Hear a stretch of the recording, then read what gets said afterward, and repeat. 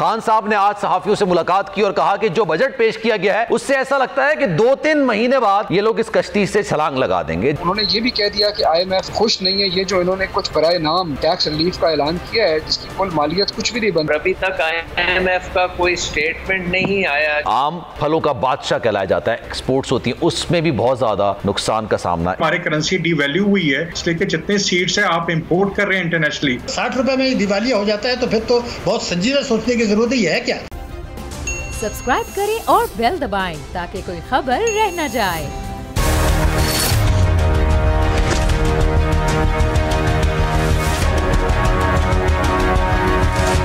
बिस्मिल्लाहिर्रहमानिर्रहीम, अस्सलामु अलैकुम, आपको खुशामदीद। मैं हूं सलमान मिर्जा। जनाब, 2 रोज़ पहले मिफ्ता इस्माइल साहब ने कौमी असम्बली में बजट पेश किया और ये मुस्लिम लीग नून का पहला और गालिबन अगर कहा जाए तो गलत नहीं हो सकता कि शायद ये आखिरी बजट भी साबित हो सकता है, क्योंकि खान साहब ने आज सहाफियों से मुलाकात की और कहा कि जो बजट पेश किया गया है उससे ऐसा लगता है कि 2-3 महीने बाद ये लोग इस कश्ती से छलांग लगा देंगे, जिस तरह का बजट पेश किया गया।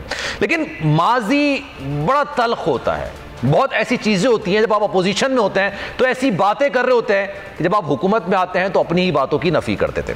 जनाब, ज़्यादा बात मैं नहीं करूंगा, लेकिन एक चीज़ मैं ज़रूर कहूंगा, 750 अरब रुपए का हदफ मुकर्रर किया गया है। किसमें?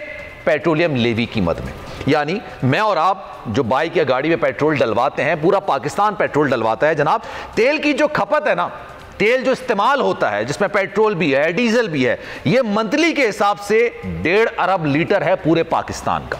पूरा पाकिस्तान एक दिन में 1.5 अरब लीटर पेट्रोल डलवाता है। और अगर इसको महीने में कन्वर्ट कर दिया जाए, सॉरी ये मैंने मंथली आपको बताया, और ईयरली की बात की जाए तो जनाब ईयरली 18 अरब लीटर पेट्रोल डलवाया जाता है। यानी एक महीने में 1.5 अरब लीटर और एक साल में 18 अरब लीटर पेट्रोल डलवाया जाता है। और इसमें जनाब जो पेट्रोल की कीमत है वो अपनी जगह, जो भी अभी पेट्रोल की कीमत है ना वो अपनी जगह, लेकिन अगर इसमें 30 रुपए का पेट्रोलियम लेवी का इजाफा कर दिया जाए, यानी इसकी कीमतें जो अभी हैं इसमें 30 रुपए टैक्स लगा दिया जाए, जिसको लेवी का कहा जा रहा है कि 30 रुपए इजाफा कर दिया जाए, तब भी ये 750 अरब रुपए का जो हदफ है यह हासिल नहीं किया जा सकता। अगर 1 जुलाई से जो पाकिस्तान में पेट्रोलियम मसनूआत की कीमतें हैं इसमें 50 रुपए इजाफा कर दिया जाए, तब यह 750 अरब रुपए का जो हदफ है वो काबिल कबूल हो सकता है एक साल के अंदर। लेकिन अभी रुकिए जनाब, फिल्म अभी बहुत बड़ी है। अभी इस 30 रुपए नहीं समझेंगे आप, 30 रुपए इजाफा हो रहा है। 24 रुपए पेट्रोल के फी लीटर पर इस वक्त गवर्नमेंट सब्सिडी दे रही है। गवर्नमेंट 1 लीटर पर 24 रुपए सब्सिडी दे रही है। मिफ्ता इस्माइल साहब प्रेस कॉन्फ्रेंस में कहते हैं कि जनाब ये सब्सिडी क्या होती है ये तो भूल जाइए आप, अगले महीने से सब्सिडी नहीं होगी, तो ये 24 रुपए उसमें ऐड करें जो कि पेट्रोलियम लेवी की मद में लिया जाएगा। यानी अगर मैं 30 रुपए भी लगाऊं और उसमें 24 रुपए इजाफा करूं तो ये बनता है 54 रुपीस। तब भी वो अहदाफ जो मुकर्रर किया गया है इसी हुकूमत ने ये हासिल नहीं किए जा सकते। तो जनाब, बजट तो पेश कर दिया गया है, लेकिन बजट में अगर मैं आज आपको बोलूं ना मैं रात में चांद पे जा रहा हूं, तो आप ये सवाल करेंगे भाई कैसे, किस तरह से। यही चीज बजट के अंदर है। आदाफ मुकर्रर कर दिए गए हैं, लेकिन कैसे उसको हासिल करना है इसका रास्ता किसी के पास नहीं है, खुद मिफ्ता इस्माइल साहब के पास नहीं। मिफ्ता इस्माइल साहब ने गुज़िश्ता रोज एक प्रोग्राम के अंदर ये बात बोली थी कि जनाब पेट्रोल की कीमतें तो बढ़ेंगी, लेकिन उनसे सवाल किया गया क्या बिजली की कीमतों में भी इजाफा होगा? ऐसा तो नहीं है ना कि बिजली की कीमतों में इजाफा होगा। तो उन्होंने अपने मुंह से बात कही है, जो कि वजीर खजाना है, जो कि हुकूमत में है, और हुकूमत का काम होता है आवाम को रिलीफ देना। वो ये बात कर रहे हैं कि अभी 2-3 महीने बाद जब आपको बिजली का बिल आएगा ना तो आपको एक जबरदस्त किस्म का झटका लगेगा। और उन्होंने हाथ खड़े कर लिए।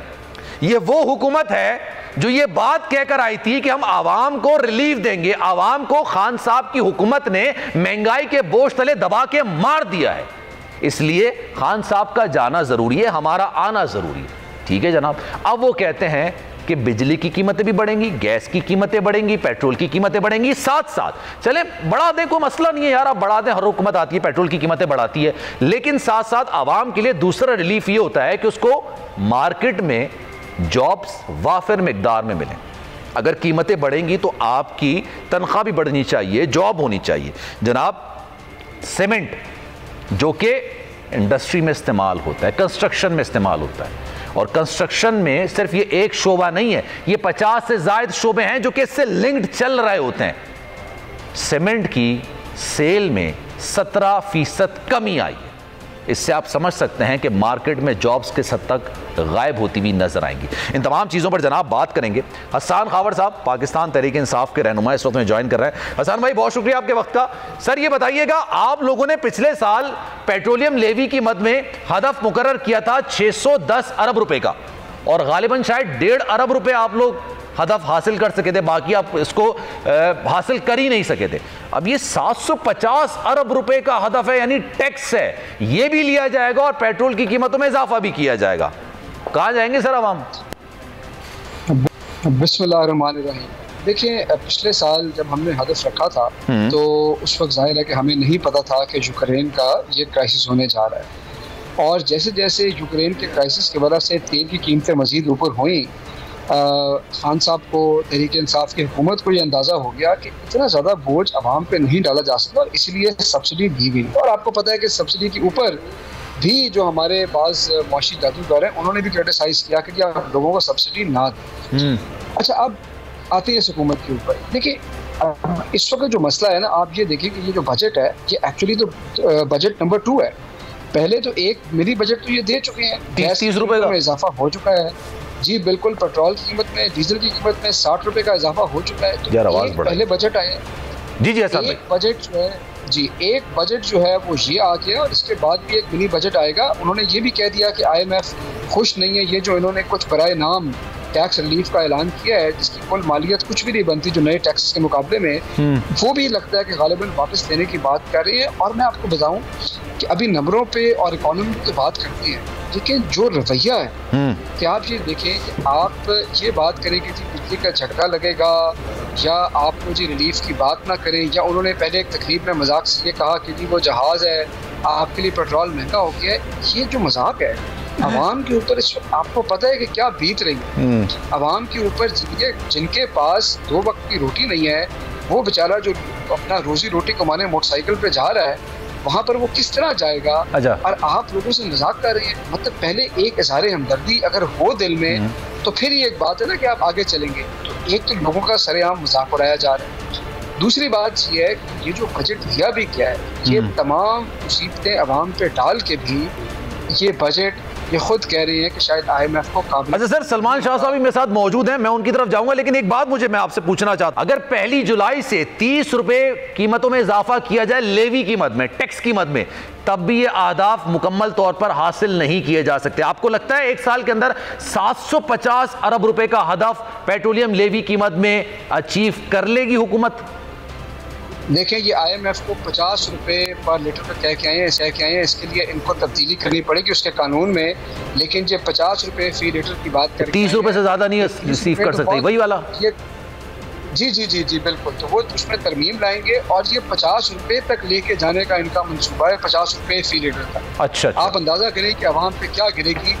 उसके अलावा जो तेल की कीमतें बढ़ रही हैं, आपने 24 रुपए की बात की, तो ये तो कहीं 300 रुपए लीटर के करीब हम बात कर रहे हैं। तो लोग तो घर बैठ जाएंगे, मईशत का पहिया रुक जाएगा, लोग अपने रोजगार कमाने बाहर नहीं निकल सकेंगे, और फिर इसका सेकंड राउंड इफेक्ट आएगा। क्योंकि आपको पता है कि जब पेट्रोल की कीमत बढ़ती है, आपके जो बिजली के ये सब फ्यूल एडजस्टमेंट चार्जेस आएंगे, और उसके बाद जो कॉस्ट ऑफ प्रोडक्शन बढ़ेगी चीज़ों की, तो महंगाई का एक ऐसा तूफान आएगा जो शायद पाकिस्तान की तारीख में पहले जिसकी नज़ीर या मिसाल नहीं। तो ग्रोथ रेट इन्होंने 5% रखा है, ये वाकई में हो सकता है, होगा, या सिर्फ ये नंबर्स ही हैं? इसीलिए मैं आपके साथ वापस आऊंगा, क्योंकि पाकिस्तान तहरीक इंसाफ ने 6% रखा हुआ था। सलमान शाह साहब को भी शामिल गुफ्तगू करते हैं। सलमान साहब, ये बताइएगा, बजट आप कैसे देख रहे हैं? जो अहदाफ मुकर्रर किए गए हैं, रियलिटी अगर मैं इसको तस्लीम करूं तो क्या ये रियलिटी में पॉसिबल है इतना हदफ अचीव करना?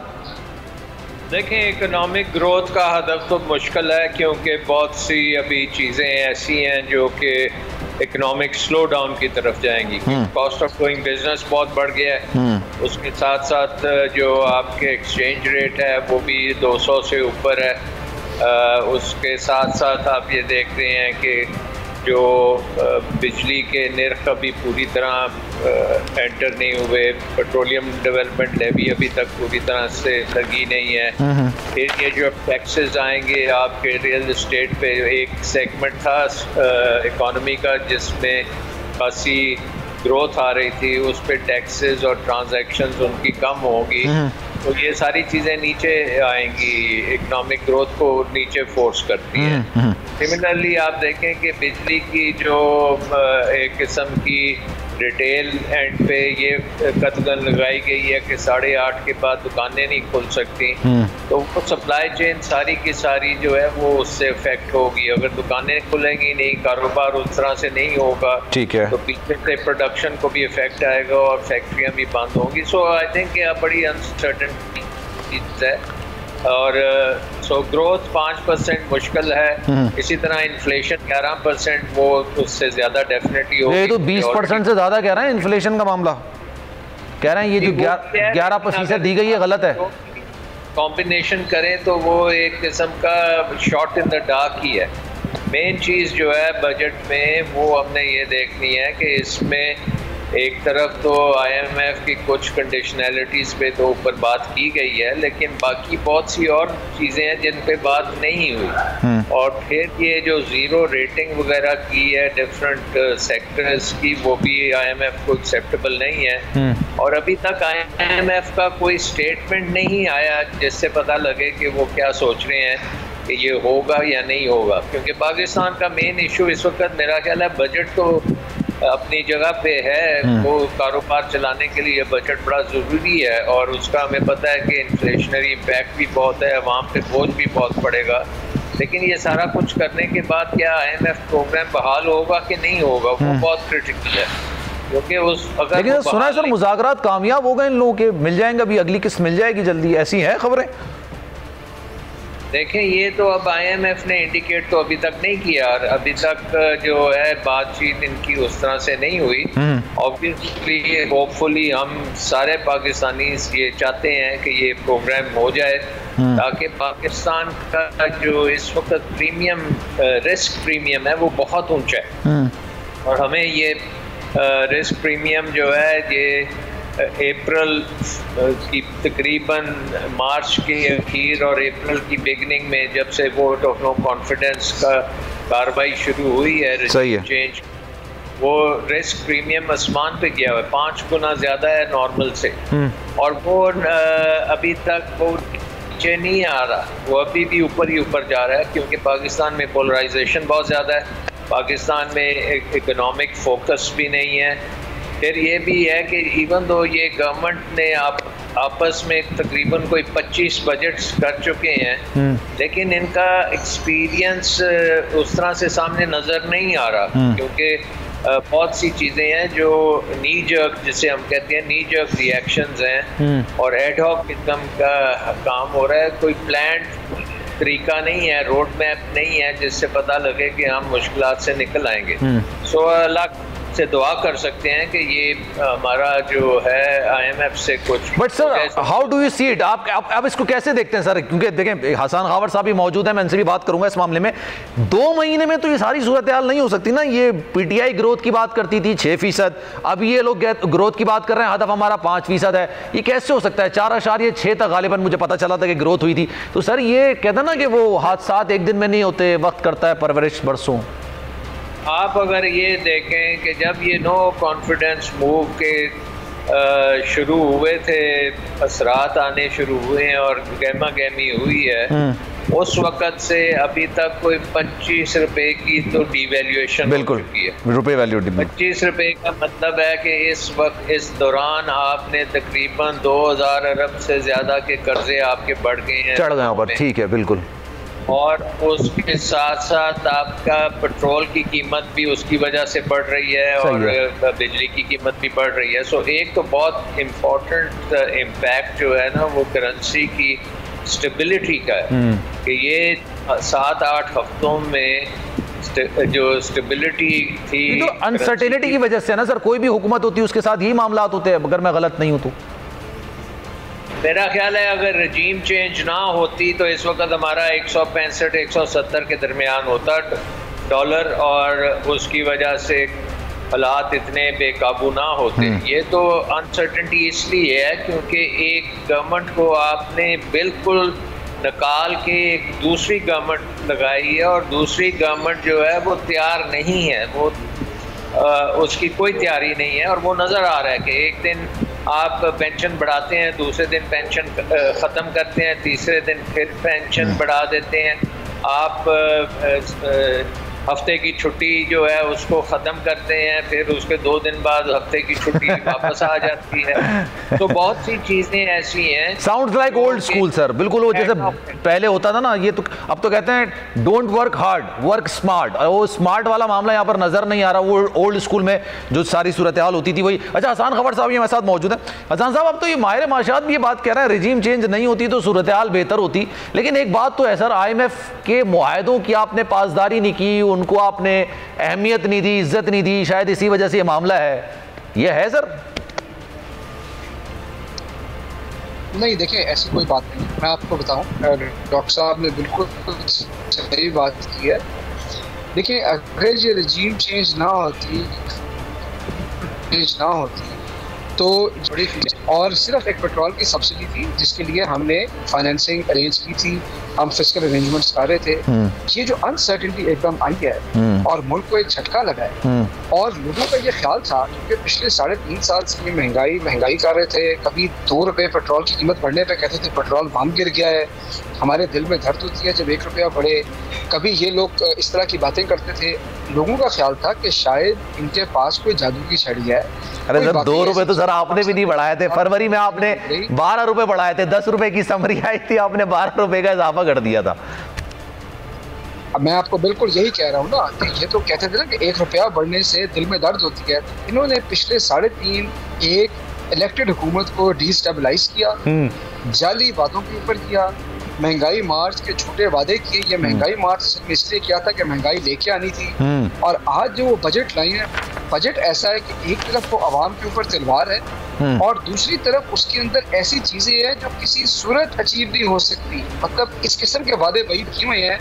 मैं आपको बताऊं कि इन्होंने 800 अरब का प्रोविंशियल सरप्लस रखा हुआ है, 800 अरब का। ठीक है कि सूबे जो हैं वो 800 अरब की बचत करके देंगे। तो क्या आप सूबे में तरक्की का पहिया जाम कर देना चाहते हैं?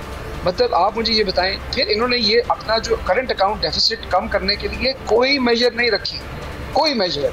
इसका मतलब ये है कि ये सारा प्रेशर करेंसी के ऊपर आएगा। 5% ग्रोथ के साथ इंपोर्ट कितनी ग्रो करेगी, ये आपस में कोई मैच नहीं करे। आपने अभी इन्फ्लेशन के टारगेट की बात की। आप मुझे बताएं कि अगर इन्होंने पेट्रोलियम डेवलपमेंट लेवी लेनी है, अगर हर चीज आगे करनी है, तो 11% महंगाई। वही तो मैं सवाल कर रहा हूँ, 11% कैसे हो सकती है? ये तो 200 पर चली जाएगी। ये मतलब मैं इतना बहुत बड़ा माशी माहिर नहीं हूँ। जब मेरी बात ये समझ में आ रही है तो सर माशी माहिरीन तो कह रहे हैं तो पॉसिबल ही नहीं है। ये तो मैंने स्टार्ट में यही तो कहा कि मैं अगर मैं बोलूँ मैं चांद पे जा रहा हूँ तो आप मुझसे सवाल करेंगे कैसे। तो ये कैसे है, ये किस तरह? आप ये झूठ है ना। इन्होंने, आपने बिल्कुल सही बात की है। आपको पता है हफीज़ पाशा साहब जो बड़े अच्छे माहिर माशियात हैं, उन्होंने अपनी कैलकुलेशन की है। उन्होंने कहा कि इस साल 23% महंगाई होगी। 23% जी उनकी कैलकुलेशन है। आयशा गौस पाशा की जो जिनकी अहलियाँ हैं, ये उनका अपना अंदाज़ा है और उनका अंदाज़ा जनरली ऑन द मार्क होता है। उन्होंने भी 1% वैसे मुरव्वतन कम करके बताई है।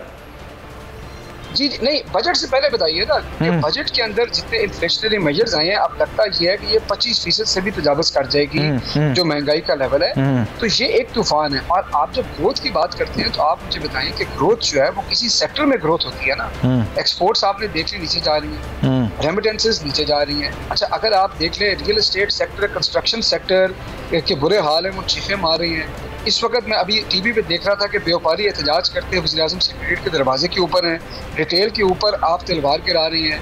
तो आपने किस सेक्टर को ग्रो करना है? ये 5% ग्रोथ कहाँ से आएगी? ये तो 1-1.5% ग्रोथ लगता है कि इस साल बमुश्किल 2%। आप कितनी छोड़ के गए थे सर? 5%? देखें 6% छोड़ के गए थे ना? 6%। और ये नंबर्स तो वैलिडेट किए इस हुकूमत ने। इस हुकूमत ने आकर जब अपना इकोनॉमिक सर्वे कंप्लीट किया है तो ये उनको बताना पड़ा कि पाकिस्तान तहरीक-ए-इंसाफ की हुकूमत 6% ग्रोथ देके गई थी, जिसके अंदर हमने करंट अकाउंट डेफिसिट भी कंट्रोल किया था। करंट अकाउंट डेफिसिट को जिक्र करना ग्रोथ के साथ इसलिए ज़रूरी है कि पाकिस्तान में पिछले कई डेकेड से बूम एंड बस्ट साइकिल है। जब आप ग्रो करते थे आपका करंट अकाउंट डेफिसिट इतना बढ़ जाता है कि IMF के पास जाना पड़ता है। पहली हुकूमत है पाकिस्तान तहरीक इंसाफ की जिसने ग्रोथ भी अचीव की और करंट अकाउंट डेफिसिट को भी कंट्रोल किया। तो ये वो साइकिल एक और मसला भी तो है ना इंडस्ट्री के हवाले से, इसका जवाब मैं डॉक्टर साहब से लेना चाहूंगा। डॉक्टर साहब ये बताइएगा 13.25% गालिबन अगर मैं सही हूं तो यही अभी शरह सूद चल रही है और इसमें कहा जा रहा है, माशी माहिरीन कह रहे हैं कि इसमें इजाफा हो सकता है। ये इंडस्ट्रियां कहाँ जाएंगी सर? पर ये क्या बंद के दहाने पर पहुंच जाएंगी? देखिए, एक बात है कि ये तो अब इंटरेस्ट रेट्स हैं वो इन्फ्लेशन के साथ साथ चलेंगे, लेकिन पाकिस्तान का जो 2-3 चीज़ें हैं जो बहुत इम्पोर्टेंट है। नंबर 1 है कि पाकिस्तान डिफ़ॉल्ट से बच जाए। अच्छा। और अगर डिफ़ॉल्ट खुदा ना खास्ता अगर होता है तो फिर बहुत ज़्यादा दुश्वारियाँ बन जाएंगी। तो नंबर 1 इशू है कि हमने अपना IMF से प्रोग्राम करके डिफ़ॉल्ट से बचना है। उसके बाद दूसरा है जो हमारे मुल्क के स्ट्रक्चरल डिफेक्ट्स हैं उनको दूर करना है। स्ट्रक्चरल डिफेक्ट में एक सबसे बड़ी चीज़ है वो बिजली का निज़ाम है। अब बिजली का निज़ाम जो है वो हमने जो इस वक्त PDM की गवर्नमेंट है, पीपल्स पार्टी और PMLN इसके कलीदी प्लेयर्स हैं। ये बिजली का निज़ाम जो है जो इम्पोर्ट बेस बना दिया गया है जिसको इतना महंगा बनाया है, ये इन दो पार्टीज़ के स्ट्रेटजी की वजह से बना है। ओके। सो अब ये है कि अब आपने देखा कि खुर्रम दस्तगीर साहब कहते हैं कि आइंदा से हमारी तौबा कि हमने कोई प्लांट ऐसा नहीं लगाना जिसकी इम्पोर्टेड चीज़ हो। तो मैं कहने का मकसद ये है, तो 10 साल पहले ये काम करना चाहिए था ना। आज जब वो चिड़िया चुग गई खेत तो अब हमें याद आया है कि ये तो इम्पोर्टेड है। ऊपर से हमें ये भी याद आया कि बहुत महंगा है। आप सोचें कि capacity payment he in plants की इनकी कोई 1400 अरब की कैपेसिटी पेमेंट है और वो मैं पढ़ रहा था कि बजट में तो सिर्फ 500-550 रखी गई है। तो ये कैपेसिटी पेमेंट्स कहाँ से आएंगी? हत्ता कि IMF ने ये कहा है कि आप CPEC के मायदे जो हुए हैं पावर सेक्टर में इनको रीनिगोशिएट करें। अब ये मायदे किसने किए थे ये तो पूछे ना कि ये CPEC पे पावर सेक्टर में किसके मायदे हैं, किन्होंने दस्तखत किए थे जो आज आपको IMF कह रही है कि इनको आप ठीक करें, इनमें बहुत ज़्यादा ओवर बिलिंग है और दूसरी चीज़ें हैं। तो एक बड़ी मुश्किल हालात हमारे लिए क्रिएट हुए हैं क्योंकि ये तजर्बाकार लोग जो हैं 30 साल से हुकूमत में हैं, इन्होंने पाकिस्तान की इकॉनमी का सत्यानाश किया है। किसी सूरत भी इंपोर्ट डिपेंडेंट बिजली का निज़ाम नहीं चाहिए, पाकिस्तान कुछ नहीं कर सकता। बिल्कुल हमारा अच्छा खासा निज़ाम बन रहा था पहले पानी पे बिजली और जब ये इमरान खान साहब ने अपनी स्ट्रेटजी की तो कम से कम 10 मेजर डैमों पे काम इसीलिए शुरू कराया कि ये बिजली भी देगी और पानी भी मिलेगा, बिल्कुल। और बिजली जो होगी वो डोमेस्टिक होगी, उसके लिए आपको इंपोर्ट कुछ नहीं करना पड़ेगा। दूसरी चीज़ ये है ऑल्टरनेट एनर्जी को नहीं डेवलप किया गया। अब ये जो एनर्जी वाले अब कहते हैं कि हमें इम्पोर्टेड एनर्जी नहीं लगानी चाहिए थी, तो वो आप जब दुनिया सोलर लगा रही थी उस वक़्त हम धड़ाधड़ कोयले के प्लांट लगा रहे थे, वो भी इंपोर्ट के बेसिस पे लगा रहे थे और उसका आर्किटेक्ट जो था यहाँ है वो अभी भी हुकूमत में अब बैठे हुए हैं। तो आप कैसे ये एक्सपेक्ट कर सकते हैं कि जिन्होंने ये सारी गलतियाँ पहले की हैं अब वो बिल्कुल ठीक हो जाएंगे, अब वो बिल्कुल सही डायरेक्शन में जाएंगे? तो एक क्रेडिबिलिटी। पर सर मुझे ब्रेक की तरफ जाना है, एक मैं सवाल चाह रहा हूँ आपसे प्रिसाइजली, आप उसका जवाब दीजिएगा। आने वाले 3 महीनों में, क्योंकि मुस्लिम नून के मुख्तलिफ रहनुमा दावा कर रहा है 3 महीने मुश्किल है, उसके बाद तो सब सेट हो जाएगा। मिफ्ता इस्माइल कहते हैं 3 महीने बाद जो बिजली का बिल आएगा ना उसमें झटका भी है एक जबरदस्त किस्म का। 3 महीने बाद क्या सूरत हाल देख रहे हैं सर? देखिए 3 महीने में कोई सोल्यूशन नहीं होगा, हमारे लिए मुश्किल होंगी क्योंकि कीमतों का फुल ब्लास्ट वहाँ पे पड़ रहा होगा और उसकी वजह से इकोनॉमिक डिसरप्शन खासी होगी। लेकिन वो आपको कड़वी गोली भरनी पड़ रही है क्योंकि इतने अरसे से ये IMF के कोई 22 प्रोग्राम्स हो चुके हैं जिनको मुकम्मल नहीं किया गया। अब ये जो प्रोग्राम है इसको भी डिरेल किया रजीम चेंज ने, क्योंकि इससे पहले जो तल्लुकात थे IMF के शौकत तरीन साहब के साथ वो बड़े हार्ड नेगोशिएशंस होती थी, लेकिन at the end of the day वो कंक्लूजन पे पहुंच जाते थे। अब तो ये है कि कोई डायरेक्शन ही नहीं है ना। अब मसला ये है कि क्योंकि एक बहुत बड़ी कोलिशन गवर्नमेंट है, 15-16 पार्टीज हैं, बिल्कुल आपको कंसल्टेटिव प्रोसेस ही है एक डिसीजन लेने का। वो लंदन से कराची, कराची से लाहौर और इस्लामाबाद और दूसरी जगहों पे जाना पड़ता है, और फिर आप जाके डिसीजन के काबिल होते हैं, और वो डिसीजन भी जैसे हम कहते हैं लोएस्ट कॉमन डिनोमिनेटर, उस वक्त तक डॉलर 184 से 202 तक चला जाता है। Sir thank you so much for your time. Salman साहब हमारे साथ मौजूद थे, हसन खावर साहब हमारे साथ मौजूद हैं, लेकिन के बाद ये मैं दोबारा ज्वाइन करेंगे। सलमान साहब आपका बहुत शुक्रिया। एक ब्रेक लेते हैं, ब्रेक के बाद वापस आएंगे तो बात करेंगे जनाब सीमेंट जो है उसकी फरोख्त में 17% कमी आई है। अच्छा, ये एक ऐसा सेक्टर है, सिर्फ सीमेंट ही नहीं है, सरिया है, बजरी है, मजदूर है, पेंट है, बहुत सारी ऐसी चीज़ होती है। गालिबन 50 के करीब इंडस्ट्रियाँ इस कंस्ट्रक्शन के साथ चल रही होती हैं। फिर स्टेट का काम आता है, बिल्डर्स का काम आता है, ये तमाम क्या ठप पड़ जाएगा? क्योंकि सीमेंट की फ़रोख्त अगर कम हुई है तो आप समझ लें सब चीज़ों की फ़रोख्त कम हुई है, और आप फिर समझ लें इन्फ्लेशन बढ़ेगा, बेरोज़गारी बढ़ेगी, महंगाई बढ़ेगी, सूरत हाल क्या होगी? एक ब्रेक के बाद आपको बताएंगे।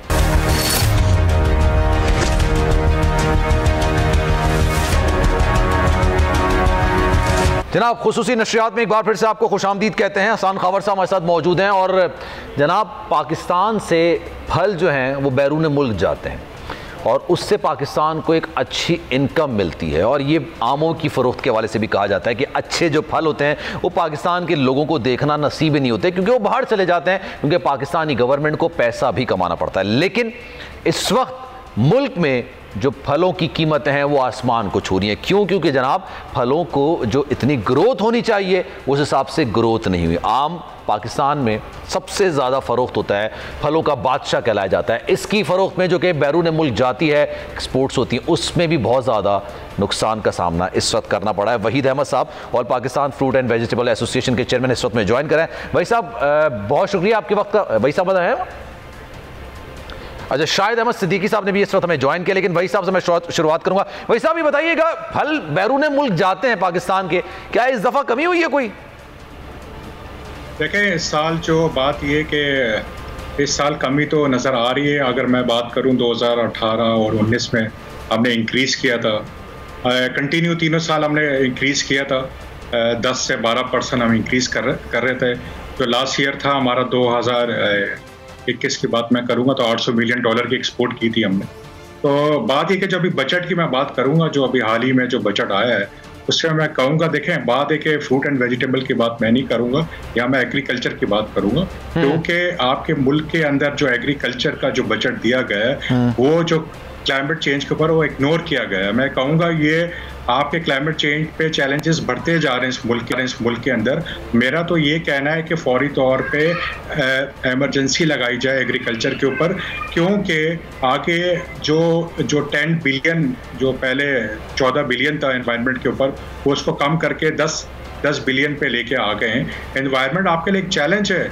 अगर वो फूड सिक्योरिटी का एक बहुत बड़े मसले बन रहे हैं हमारे, अगर ज़ाहिरी बात है अगर फूड सिक्योरिटी का मसला बनेगा तो नेशनल सिक्योरिटी के मसले बनेंगे हमारे यहाँ। तो बात ये कि अगर आपने ये जो हम तो एक्सपोर्ट की बात करेंगे, जब तक मेरे मुल्क के लोगों को नहीं मिलेगा तो मैं बेचूंगा क्या चीज़ को। बात है कि अगर मेरे किसान की कॉस्ट ऑफ प्रोडक्शन बढ़ जाएगी तो मैं बेचूंगा क्या। जब सरप्लस चीजें होती है, इसलिए कि इंटरनेशनली दुनिया में लोग सब्जी फल बेच रहे होते हैं और हमें देखना पड़ता है हम कम्पीट भी कर सकते हैं नहीं कर सकते हैं। ये नहीं कि जो भारत है वो आगे हमसे अच्छा सस्ता बेच के जो है आगे बेच दे। मार्केट किसान की कॉस्ट ऑफ जो किसान की कॉस्ट ऑफ प्रोडक्शन वो बढ़ती जा रही है, क्योंकि अगर आप देखें फर्टिलाइजर के ऊपर जो 2% सेल टैक्स था वो बढ़ा के 10% कर दिया है। अगर आप देखें हमारी करेंसी डीवैल्यू हुई है, इसलिए कि जितने सीड्स है आप इंपोर्ट कर रहे हैं इंटरनेशनली मार्केटों से, तो जाहिर बात है किसान की जो इनपुट है वो बढ़ रही है। अगर किसान मुझे ये नज़र आ रहा है अगले 2 से 3 महीने के बाद आप देखेंगे आपकी फसलों पे शॉर्टेज आना शुरू होगी और जो है आपका इन्फ्लेशन बढ़ता रहेगा। और बात ये कि ये सी का जो मैंने कहा है कि क्लाइमेट चेंज के ऊपर हमें फोकस करना है, क्योंकि ये बड़ा पाकिस्तान के लिए बहुत बड़ा चैलेंज है इस टाइम पे। अगर हमने इसके ऊपर काम नहीं किया, आने वाले सालों में हम इकोनॉमी को क्या देखें, हमें खाने पीने के लाले पड़ देंगे इस मुल्क में। और ये बात हम 8-9 सालों से कर रहे हैं कि इस मुल्क में 25 साल से एग्रीकल्चर को कोई फोकस नहीं किया। मैं कहूँगा इमरजेंसी लगाई जाए, लॉन्ग टर्म प्लानिंग। आपका शिकवा किससे, आपको क्या लगता है मौजूदा हुकूमत ने ये 14 बिलियन से कम करके 10 बिलियन कर दिया है, इस पे आपका शिकवा ही आपको लग रहा है कि 20-25 साल से आपके साथ यही नाइंसाफी हो रही है? देखें जी, वो तो बढ़ता जा रहा है ना। अगर पिछली हुकूमत ने 14 बिलियन किया है, हम तो समझे शायद 20 बिलियन हो जाएगा। अच्छा, तो बात है कि मैं तो लॉन्ग टर्म की बात कर रहा हूँ। एनवायरनमेंट तो आपकी फसलों को तबाह कर देगा। आम का मैं आपको एग्जांपल दूं, इस साल हमारी 50% ड्रॉप हुई है कि क्लाइमेट चेंज है। मौसम जो मार्च में था वो 28 डिग्री था, और बात है कि आमों की प्रोडक्शन 50% गिरी, आप ये कह रहे हैं? हाँ, 50% गिरी है, और उसके मौसम की वजह से ही वो गिरी है, और फिर पानी ना होने की वजह से गिरी है। इस मुल्क में वाटर स्ट्रेस भी है, वाटर मैनेजमेंट हम नहीं करेंगे तो हम कैसे सक्सेस होंगे। बात है कि जितने डैम्स बना लें वो फायदा नहीं है जब तक वाटर मैनेजमेंट नहीं होगा। बात है कि पिछले जो काम हो रहे थे, इस हुकूमत ने उस काम को रोका क्यों है? उसको तो मैं कहता हूँ बढ़ाना चाहिए था। ये तो मुल्क के साथ मजाक बना के रख दिया, इसलिए कि आम बंदा नहीं समझता कि क्लाइमेट चेंज क्या चीज है। क्लाइमेट चेंज तो आपको उठा के ऐसा पटकेगा कि आप समझ नहीं सकेंगे क्या हो रहा है आपके साथ।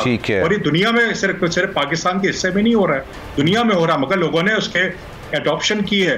गुड एग्रीकल्चर प्रैक्टिस जबरदस्त होने के लिए जाहिर बात है लॉन्ग टर्म उन्होंने प्लानिंग भी की है। अच्छा, शाहिद हसन सिद्दीकी साहब ने भी मुझे ज्वाइन किया, उनको भी शामिल गुफ्तगू करते हैं। शाहिद साहब, समझ नहीं आ रहा बजट पे, क्योंकि आपने अभी ज्वाइन किया मुझे, किस पर बात करूं सर मैं? 750 अरब रुपए जो पेट्रोलियम लेवी है, ये अहदाफ हासिल हो सकेंगे या नहीं हो सकेंगे, इस पर बात की जाए। इन्फ्लेशन जो है 11% लगाया गया है, जो कि लग ऐसा रहा है कि 200 पर है, इस पर बात की जाए। या गिरोथ का जो इन्होंने टारगेट 5% रखा गया है, क्या ये अचीवेबल है? ये सारी चीजें। बहुत शुक्रिया आपका। पहले मैं बता दूं कि ये जो बजट है, ये मईशत को जो दरपेश चैलेंजेस और खतरात हैं उनसे निपटने की कतई कोई सलाहियत नहीं रखता। अच्छा। किसी को कोई गलतफहमी नहीं होनी चाहिए। अच्छा। ये बजट है नंबर 1, IMF के साथ जो इन्होंने मामला तय किए थे उसको शराइत का नाम दिया है। ये शराइत नहीं है, ये तो आपने वहाँ जाके एग्री किया है, क्योंकि आप बहुत सी चीज़ों पर ये कह रहे थे हम ये नहीं कर सकते, हम ये नहीं कर सकते। मैं जो बुनियादी बात कहने वाला हूँ कि ये तरक्की माकूस का बजट है, यानी मईशत की शरह को पीछे की तरफ ले जा रहा है। और आप ये देखेंगे कि मईशत को ये कमज़ोर बुनियादों पर इस्तवार करेगा। और जो है जो ख़तरात हैं, मैं आपको एक सवाल की रोशनी में बता देता हूँ जो आपने पॉइंट उठाए हैं। सवाल ये है कि क्या जो बजट के आदाफ रखे गए हैं वो ऐसी मईशत की शरह नमू दे सकता है जिसके समरात में अवाम का हिस्सा मिले? जो आपका बुनियादी सवाल इसके गिर्द घूमता है। नंबर 1, शरह नमू आपने रखी है 5% अगले माली साल के लिए, जबकि पिछले साल 2 वर्षों में 5.7 और 6% थी। अब आप खुद समझ लीजिए क्या तमाशा है। दूसरी बात जो है महंगाई का उन्होंने कहा था कि इस वक्त जो महंगाई है वो हम दुनिया में तीसरे नंबर पर हैं। अभी वही महंगाई की अपने अगले साल तकरीबन रख ली है 11.5%, लेकिन यकीनन ये इससे ज़्यादा रहेगी तो ये आवाम के ऊपर एक जालिमाना बोझ हो जाएगा जिससे उनकी ज़िंदगी अचकन होगी। इसमें तीसरा टैक्स जीडीपी रेशो का तनासुब आपने रखा है 9.5, जबकि आप ये देखें कि माजी में ये 14.4% तक रहा था। तो अब सवाल ये पैदा हो जाएगा कि ये 9.5% से क्या होगा क्या नहीं होगा वो मैं बाद में आपको बता दूंगा। मगर बुनियादी बात ये कि बजट खसारा आपने रखा है 4.9% का हदफ।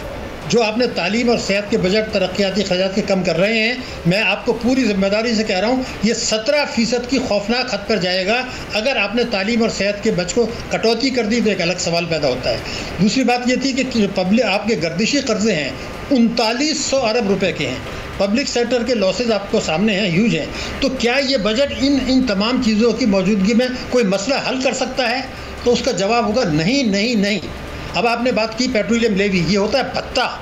ये भत्ता जो होता है जग्गा टैक्स सर, जग्गा टैक्स उर्दू में कह लें भत्ता, तो अब हमारे यहाँ कराची में भत्ता चलता है, आपको पता है। अब भी सही कह रहे हैं, मैं एग्री करता हूँ आपसे।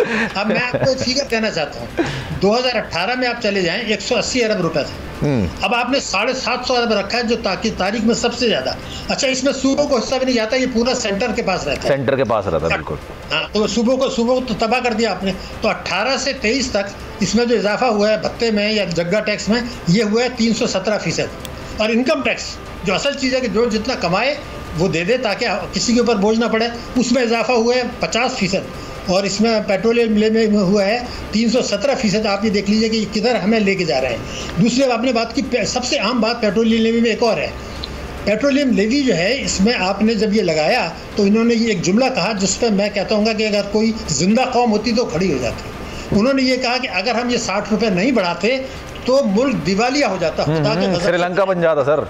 नहीं, बजट तकरीर में अगर आप ये कहते हैं, नहीं मैं जिम्मेदारी से बात कर रहा हूँ। अगर 60 रुपये बढ़ाने से अगर ये मुल्क खुदा न खास्ता दिवालिया हो सकता है, ये हम तो डिफ़ॉल्ट भी नहीं कर रहे थे, आप दिवालिया की बात करें, तो अगर 60 रुपये में दिवालिया हो जाता है तो फिर तो बहुत संजीदा सोचने की ज़रूरत ही है। क्या डार साहब ने ये कह दिया है, जो इनसे सीनियर हैं, जो इनके दस्तराज हैं नवाज शरीफ साहब के, कि ये पेट्रोलियम लेवी बढ़ाने का फैसला गलत है, उनके अल्फाज हैं। दूसरी बात यह कि मैं आपको बता दूं कि ये जो बार बार ये कह रहे हैं कि हमारे पास कोई मुतबादिल नहीं था, तो मैं आपको बता रहा हूँ मुतबादिल था। अगर आप कानून तोड़ने, चोरों को नवाजने के लिए अगर आप कानून तोड़ने की जिद ना करें तो ये पेट्रोलियम के जो है आपने नर्ख बढ़ाए हैं, ये ना बढ़ाने पड़ते और IMF आपको पैसे दे देता। मैं आपको बता दूँ कैसे। टैक्स एमनेस्टी 2018 में आई थी और 2019 में 2 टैक्स एमनेस्टी आ चुकी हैं। दोनों में कानून मौजूद था। वो कानून ये है जो आज एप्लीकेबल है कि जिन लोगों ने चोरी के पैसे से असासे बनाए हैं, जो मुल्क के अंदर मौजूद हैं, जो हुकूमत के दस्तरस में हैं और जिनकी तफसीलात हुकूमत के पास और FDR के पास मौजूद हैं, अगर आप चाहते तो उनसे कानून के मुताबिक बगैर अदालतों में जाए, बगैर कहीं जाए, कानून के मुताबिक आप टैक्स ले सकते थे। वो बनता था जी एमनेस्टी स्कीम। एमनेस्टी में जिन्होंने फ़ायदा नहीं उठाया, मैं बिल्कुल वाज़ेह, देखिए एमनेस्टी तो कानून था, अब आप उसको चैलेंज करें तो वो तो पागलपन है। कानून ये बना था कि जो लोग इससे फ़ायदा नहीं उठाएंगे, जिन्होंने फ़ायदा उठा लिया वो कानून के मुताबिक था, अब उस पर बात करना बेकार है। जिन्होंने उससे फ़ायदा नहीं उठाया, जिसकी तफसील हुकूमत के पास है, मैं आपको एक्सप्लेन कर दूं आवाम के लिए। एक आदमी ने 1 करोड़ रुपए चोरी के पैसे से कौमी बचत में जमा करा दिया। अगर आपने कुछ पैसा जमा कराया है अपनी तनख्वाह से तो उस पर आप टैक्स दे चुके हैं, ठीक है। लेकिन जिस आदमी ने 1 करोड़ रुपए वहाँ जमा कराया उसने उस आमदनी पर टैक्स नहीं दिया, टैक्स चोरी का है, इनकम टैक्स में डिक्लेयर नहीं किया, तो आपके पास क्या मुश्किल है कि FBR या कोई ख़त लिख दे कि जनाब ये आपका चोरी का पैसा है, आपने डिक्लेयर नहीं किया, इस इनकम पर टैक्स नहीं दिया, एमनेस्टी से फ़ायदा नहीं उठाया, अब हम ये इसमें इतना टैक्स काट रहे हैं, या आप 1 हफ्ते में दे दें।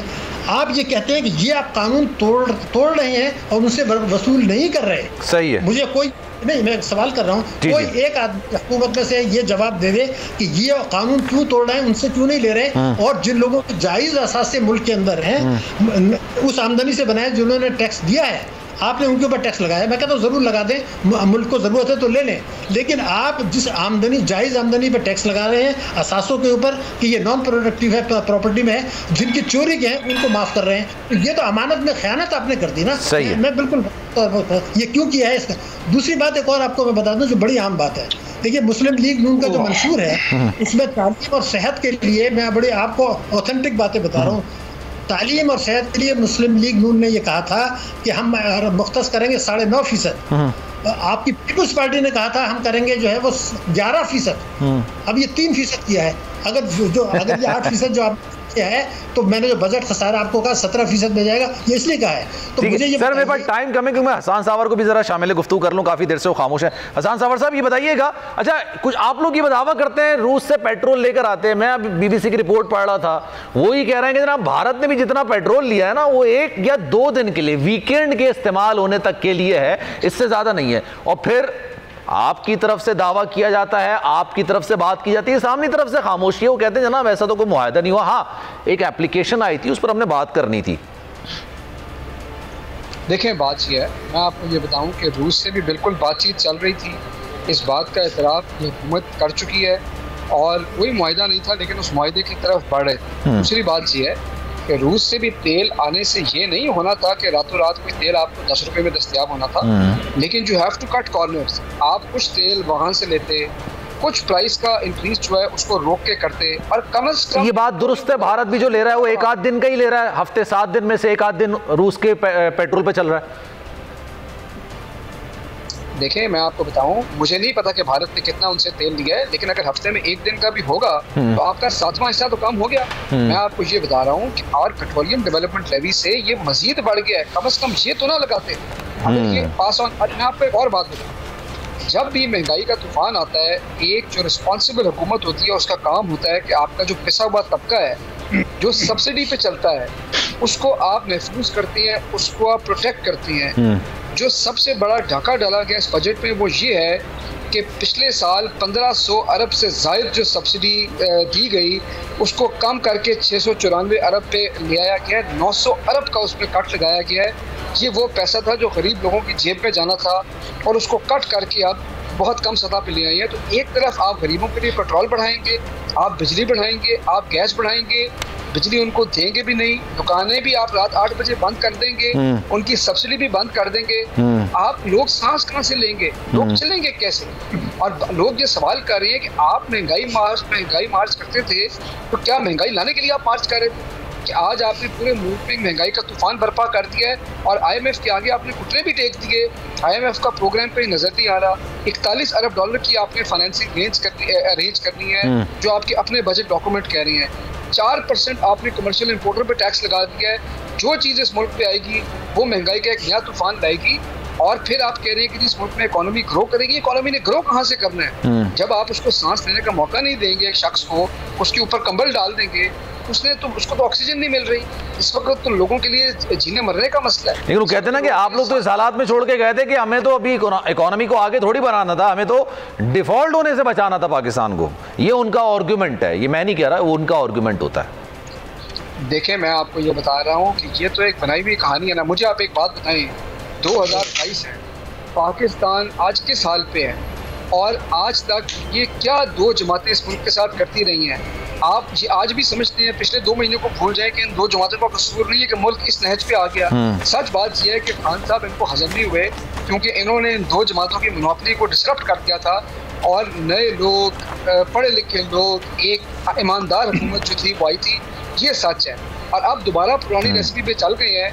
यानी 1947 में आप चले थे, 2018 में जहाँ पे मुल्क पहुंच चुका था उसी सफर को वहाँ से मजीद दोबारा चलाया गया है ताकि मजीद आपका मुल्क जो है खुदा ना खास्ता मजीद नीचे की तरफ। नहीं सर, अल्लाह ना करे पाकिस्तान नीचे जाए, लेकिन हालात कुछ अच्छे बता नहीं रहे। वही साहब हमारे साथ मौजूद है। सर बहुत शुक्रिया आपका। शाहिद हसन सिद्दीकी साहब और हसन खावर साहब आप भी हमारे साथ मौजूद है, बहुत शुक्रिया आपका। लेकिन क्योंकि सूरत हाल बजट में कुछ बेहतर होती भी नज़र नहीं आ रही, मैंने अपनी ट्रांसमिशन का आगाज़ इस तरह से किया था कि आप एक जगह पहुंचने की बात करते हैं लेकिन कैसे पहुंचेंगे इसको भी आपको डिफाइन करना होता है। जो आदाफ यहाँ पे रखे गए हैं वो अचीवेबल फिलहाल नज़र नहीं आ रहे और इसी वाले से कहा जा रहा है कि एक और मिनी बजट आएगा और वो इससे ज़्यादा खौफनाक भी हो सकता है। सलमान मिर्ज़ा को दीजिए इजाज़त, एक ब्रेक के बाद हेडलाइंस है और फिर ट्रांसमिशन का सिलसिला जारी रहेगा। अमीर अब्बास आपको ज्वाइन करेंगे, इंशाअल्लाह आपसे फिर मुलाकात होगी। ख्याल रखिएगा अपना, अल्लाह हाफिज़।